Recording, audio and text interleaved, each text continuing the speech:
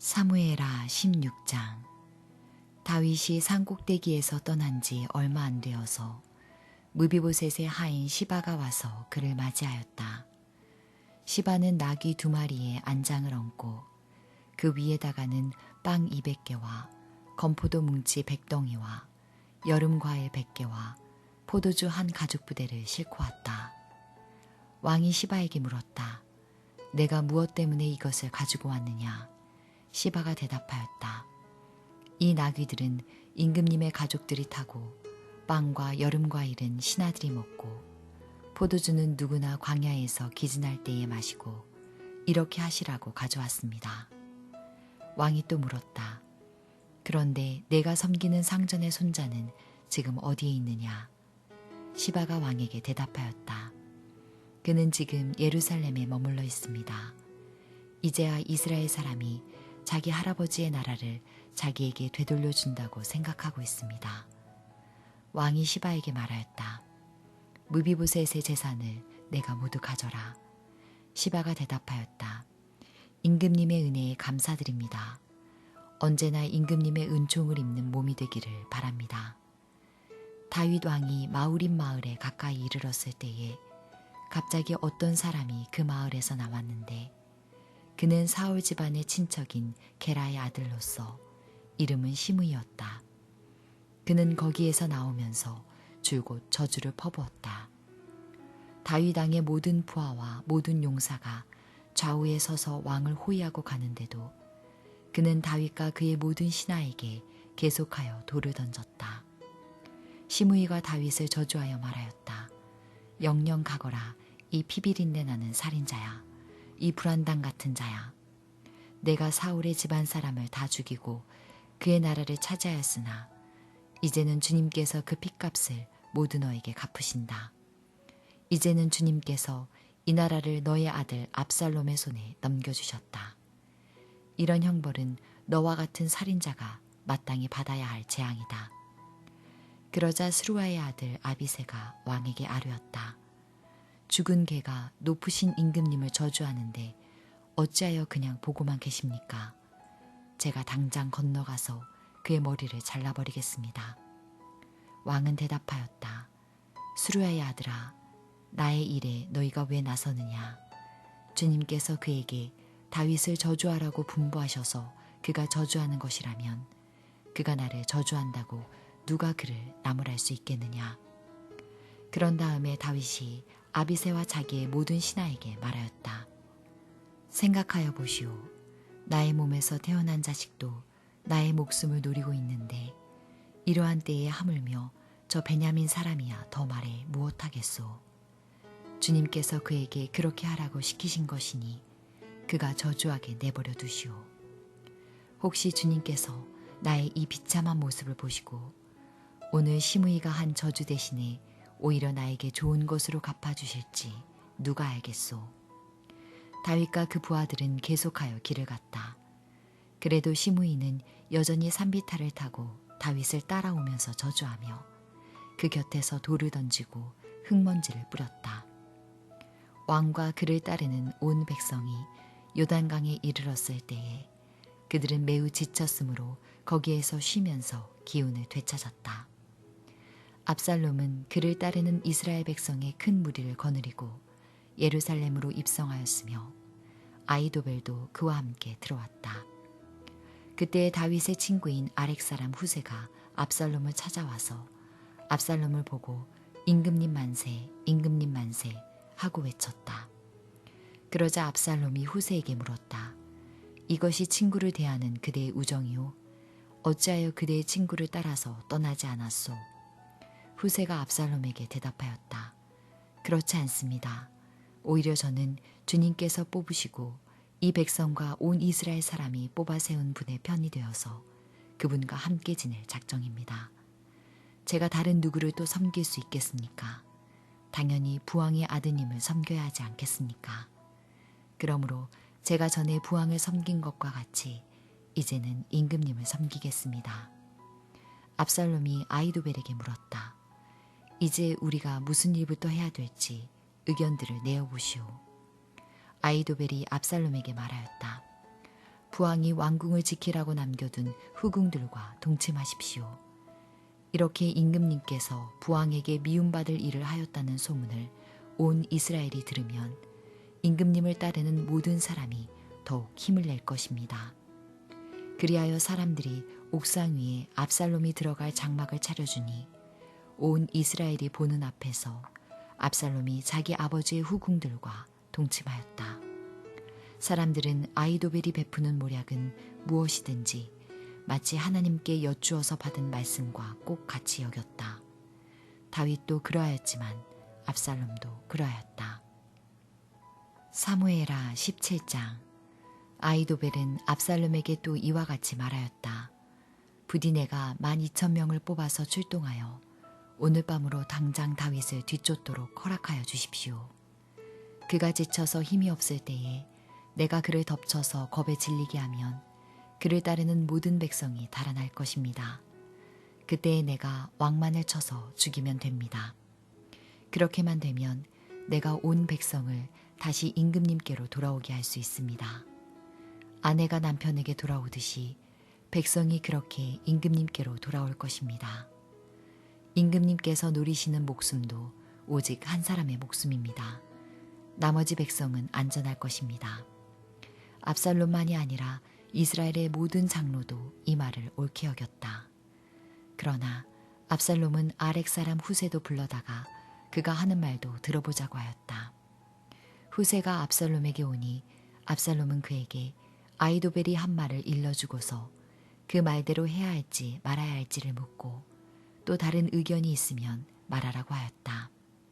후세는 압살롬에게 아히도벨이 베푼 모략이 좋지 않다고 말하고 그 까닭을 설명하였다. 임금님의 부친과 그 신하들은 임금님께서 잘 아시는 바와 같이 용사들인데다가 지금은 새끼를 빼앗긴 들녘의 곰처럼 무섭게 화가 나 있습니다. 더구나 임금님의 부친은 노련한 군인이어서 밤에는 백성들과 함께 잠도 자지 않습니다. 틀림없이 그는 지금쯤은 벌써 어떤 굴속이나 다른 어떤 곳에 숨어 있을 것입니다. 우리의 군인 가운데서 몇 사람이라도 처음부터 그에게 죽기라도 하면 압살롬을 따르는 군인들이 지고 말았다는 소문이 삽시간에 퍼질 것입니다. 그러면 사자처럼 담력이 센 용사도 당장 낙담할 것입니다. 임금님의 부친도 용사요 그의 부하들도 용감한 군인이라는 것은 온 이스라엘이 다 알고 있기 때문입니다. 그러므로 저의 의견은 이렇습니다. 단에서부터 브엘세바에 이르기까지 온 이스라엘을 임금님에게로 불러 모아서 바닷가에 모래알처럼 많은 군인을 임금님께서 친히 거느리시고 싸움터로 나가시는 것입니다. 그래서 우리는 다윗이 있는 곳이면 어느 곳이든지 들이닥쳐서 마치 온 땅에 내리는 이슬처럼 그를 덮쳐버리는 것입니다. 그러면 그는 물론이려니와 그와 함께 있는 모든 사람 가운데서 한 사람도 살아남지 못할 것입니다. 또 그가 어떤 성읍으로 물러나면 온 이스라엘이 굵은 밧줄을 가져다가 그 성읍을 동여매어 계곡 아래로 끌어내려서 성이 서 있던 언덕에 돌멩이 하나도 찾아볼 수 없게 하시는 것입니다. 그러자 압살롬과 온 이스라엘 사람이 아렉 사람 후세의 모략이 아히도벨의 모략보다 더 좋다고 찬성하였다. 주님께서 이미 압살롬이 재앙을 당하게 하시려고 아히도벨의 좋은 모략을 좌절시키셨기 때문이다. 후세는 곧 사독 제사장과 아비아달 제사장에게 아히도벨이 압살롬과 이스라엘의 장로들에게 어떤 모략을 베풀었는지 그리고 자기가 또 어떤 모략을 베풀었는지를 알리고서 다음과 같이 말하였다. 이제 빨리 다윗 왕께 사람을 보내서 오늘 밤을 광야의 나루터에서 묵지 마시고 빨리 강을 건너가시라고 전하십시오. 그렇지 않으면 임금님만이 아니라 임금님과 함께 있는 백성까지 모두 전멸을 당할 것입니다. 한편 아비아달의 아들 요나단과 사독의 아들 아히마아스는 예루살렘 바깥의 엔록의 샘터에서 대기하고 있었다. 그들은 사람들의 눈에 띄지 않으려고 성 안으로 드나드는 것을 삼갔다. 거기에 있다가 여종이 그들에게 가서 소식을 전하여 주면 그들이 그 소식을 받아서 직접 다윗 왕에게 전하곤 하였다. 그런데 그만 한 젊은이가 그들을 보고서 압살롬에게 가서 일러 바쳤다. 탈로가 난 줄을 알고서 그 두 사람은 재빨리 그곳을 떠나 바울임 마을로 가서 어떤 사람의 집으로 들어갔다. 그 집 마당에는 우물이 있었는데 그들은 그 속으로 내려갔다. 그 집 여인은 덮을 것을 가져다가 우물 아기에 펴놓고 그 위에 찌은 보리를 널어놓아서 아무도 눈치를 채지 못하게 하였다. 압살롬의 종들이 그 집으로 들어와서 그 여인에게 물었다. 아히마아스와 요나단이 어디에 있느냐? 그 여인이 그들에게 대답하였다. 그들은 방금 저 강을 건너갔습니다. 그들이 뒤쫓아갔으나 찾지 못하고 예루살렘으로 돌아갔다. 그들이 돌아간 뒤에 그 두 사람이 우물 속에서 올라와 다윗 왕에게 가서 이 소식을 전하였다. 그들은 다윗에게 아히도벨이 다윗 일행을 해치려고 어떤 계획을 세웠는지를 알리고 어서 일어나서 강을 건너라고 재촉하였다. 그러자 다윗이 자기와 함께 있는 온 백성을 거느리고 거기에서 떠나 요단강을 건너갔는데 날이 셀 때까지 요단강을 건너지 못한 사람은 하나도 없었다. 아히도벨은 자기의 모략대로 이루어지지 않는 것을 보자 나귀에 안장을 지워서 타고 거기에서 떠나 자기의 고향집으로 돌아갔다. 거기에서 그는 집안일을 정리한 뒤에 목을 메어서 죽었다. 그는 이렇게 죽어서 자기 아버지의 무덤에 묻혔다. 다윗이 마하나임에 이르렀을 때에야 압살롬이 비로소 이스라엘의 온 군대를 직접 거느리고 요단강을 건넜다. 압살롬은 요압 대신에 아마사를 군 지휘관으로 세웠는데 아마사는 이드라라는 이스마엘 사람의 아들이다. 이드라는 나하스의 딸 아비갈과 결혼하여 아마사를 낳았는데 아비갈은 요압의 어머니 수루야의 여동생이다. 이렇게 온 이스라엘과 압살롬이 길르앗 땅에 진을 쳤다. 다윗이 마하나임에 다다르니 암몬 족속의 도성 라빠에서 나하스의 아들 소비가 찾아오고 로데발에서는 암미엘의 아들 마길이 찾아오고 로글림에서는 길르앗 사람 바르실레가 찾아왔다. 그들이 침대와 이부자리와 대야와 질그릇도 가지고 오고 밀과 보리와 밀가루와 볶은 곡식과 콩과 팥과 볶은씨도 가지고 왔다.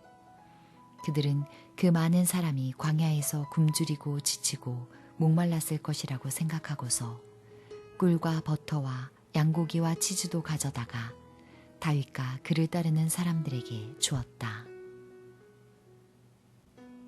사무엘하 18장.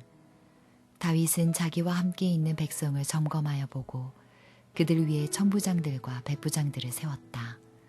다윗은 또 모든 백성을 세 대로 나눈 뒤에 3분의 1은 요압에게 맡기고 또 3분의 1은 수루야의 아들이며 요압의 동생인 아비새에게 맡기고 나머지 3분의 1은 가드 사람 이때에게 맡겼다.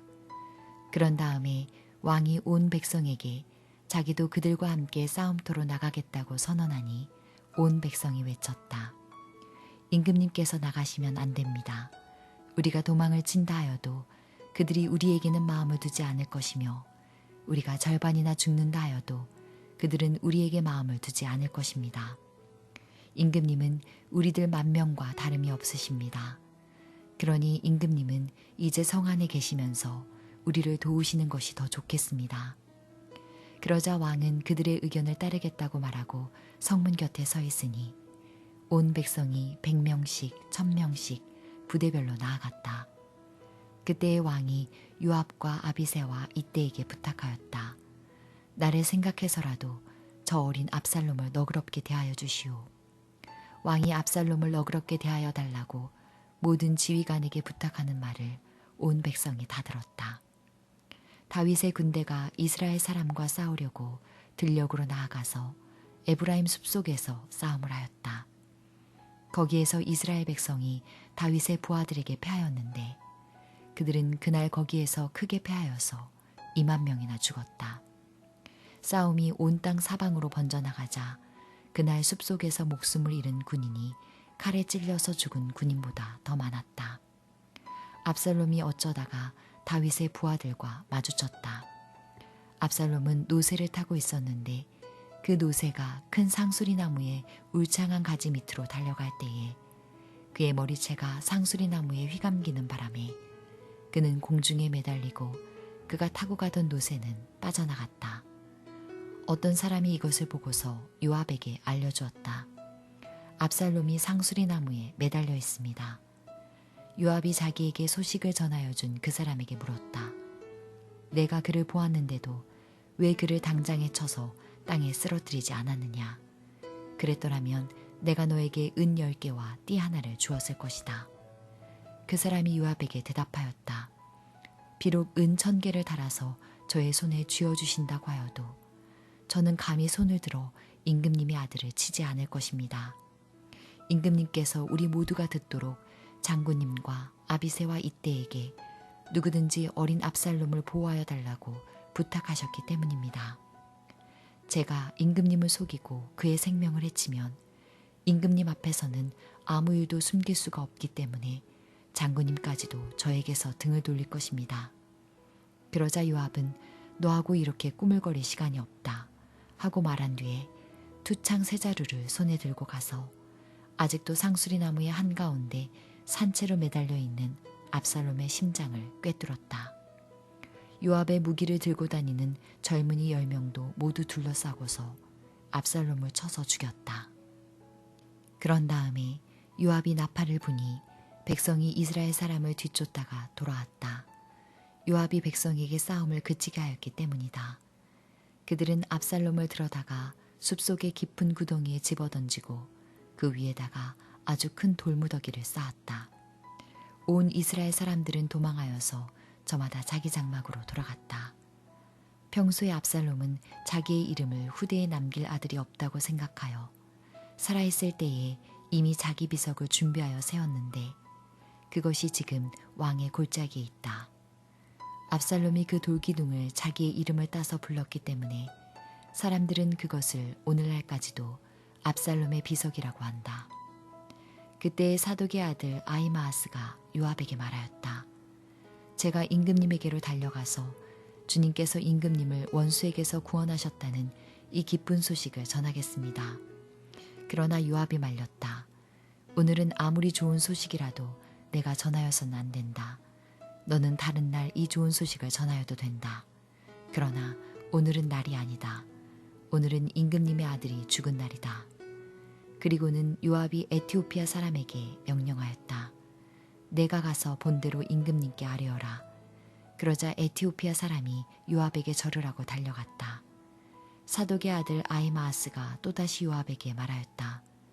저에게 무슨 일이 일어나도 좋으니 저도 저 에티오피아 사람과 같이 가서 보고할 수 있도록 허락하여 주십시오. 그러나 요압은 또 말렸다.